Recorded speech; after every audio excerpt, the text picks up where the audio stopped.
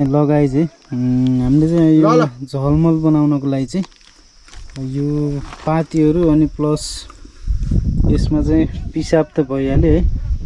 अनि यता चाहिँ हामीले अब टकलाएर गुड पनि हाल्न लागिरहेछौँ। अब यो चाहिँ हामीले चाहिँ यो आधा केजी गुड हालेछौँ होइन।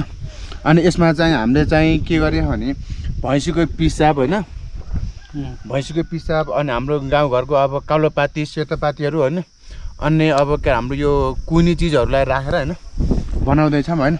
अब हामीले चाहिँ यो गुडलाई चाहिँ अब सिँगे हाल्नु न अलिकति ढिलो हुन्छ नि त, गर्दाखेरि अब यसलाई चाहिँ हामीले होइन यस्तो गरेर होइन यस्तो हाल्नुपर्छ है, यो यस्तो यो त्यो मसिनो पार्नुपर्छ, नत्र अन्त अलिकति गाह्रो हुन्छ नि त गल्नको लागि चाहिँ ढिलो गल्छ भनेर चाहिँ यो यसरी यो गुड हाल्यो भने चाहिँ एकदमै राम्रो मल बन्छ भनेर चाहिँ हामीहरूले चाहिँ यो गुड युज गरेको है। अरू त केही होइन खास, यो चाहिँ विदाउट केमिकल होइन, यसमा चाहिँ केमिकलहरू युज नगर्नको लागि चाहिँ यस एकदमै अर्ग्यानिक टाइपको प्योर केही पनि विषादीहरू युज नगरिकन हामीहरूले चाहिँ झोलमल चाहिँ बनाउँदैछौँ है त साथीहरू। यसरी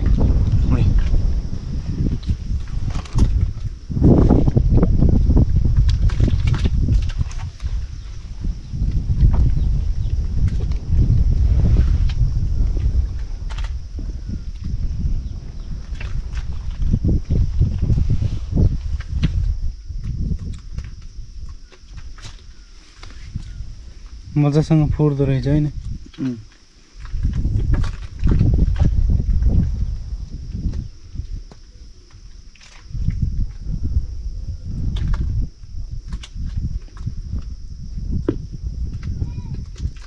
बेर्नको अर्डर आएछ भनेपछि म जुङ्गे बाला फोन गर्छु ल।